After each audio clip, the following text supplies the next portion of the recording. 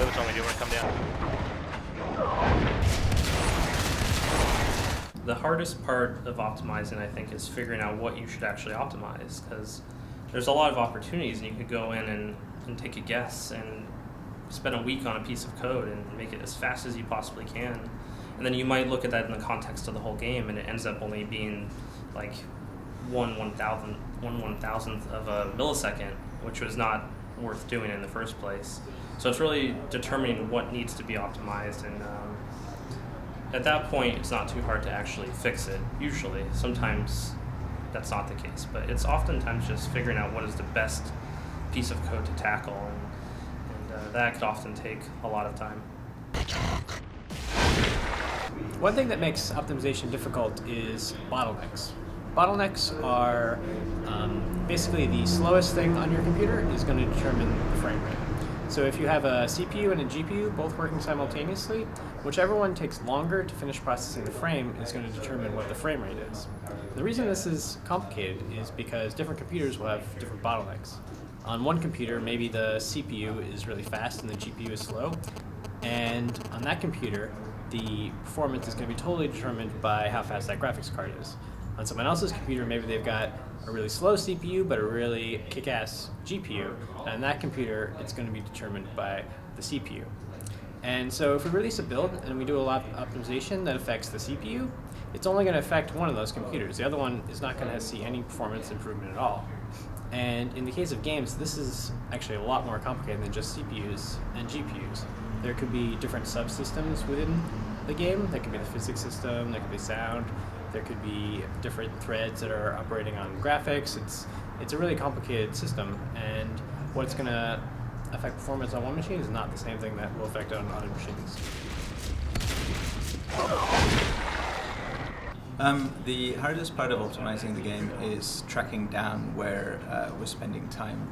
So we have quite a lot of gameplay code now doing all kinds of things, managing, the sys network, the player movement, all of the structures.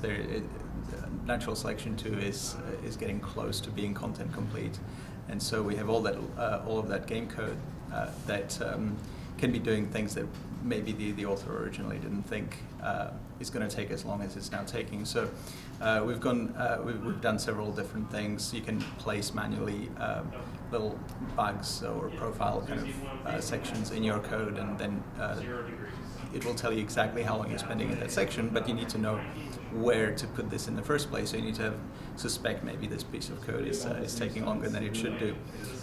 We have an extra kind of debug layer or profiling layer, which also logs every single Lua call and times it.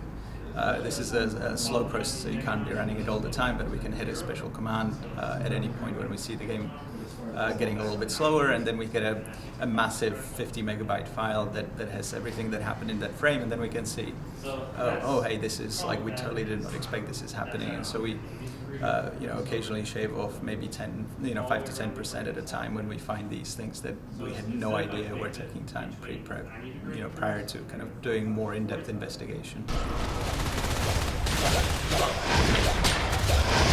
So the in-game profiler is showing you the areas of the code that we already suspect will take a lot of time. Like, for example, physics is going to take a bit of time because it always has, right?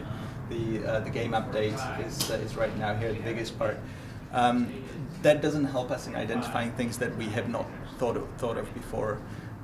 And so, this is where having kind of more automated tools that there's on the C++ side, there are commercial tools by Intel and AMD that allow you to see exactly where your engine is spending time on the CPU. Now, with natural selection, the bigger problem is the gameplay code in Lua, so this is why we wrote our own tools to get a better idea of where the game is taking time.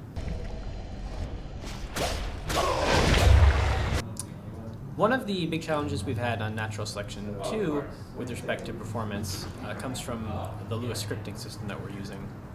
Early on, we made a decision to use Lua to write all of the gameplay code, and we wanted to do that to make it really easy for people to mod the game. And we've seen the benefits of that pay off. People in the community are making mods. We've had some people who are working on things on the forums that we really liked, and we incorporate them into our team.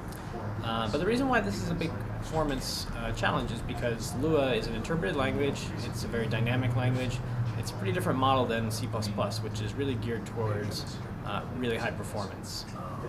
So this has been an ongoing challenge for us. We've made a lot of progress. On it. We used to use Lua JIT, which was a system which could gain some of the performance that you would get out of a compiled language like C++. But we found that we had some problems when we coupled that with the layer that allowed us to communicate from Lua into C++. And that layer was actually causing a lot of performance decrease. So I rewrote that layer, I made it much more efficient, but in the process I made it kind of impossible for us to keep using Lua JIT. So I can't remember which build that was, but we got a slight performance increase in it, even though we took a performance hit by getting rid of Lua JIT. So one of the things that we're working on going forward is trying to regain some of the performance that we lost from stopping the use of Lua JIT. And what that comes down to is really digging deep into the Lua source code, kind of the core of the virtual machine, which executes every single instruction of Lua, and figuring out ways that we can make that faster, as well as finding ways that we can take the binding layer that allows us to communicate from Lua into C++ and tailor that for our application so that it's more efficient than what's possible with the kind of standard Lua that's out there.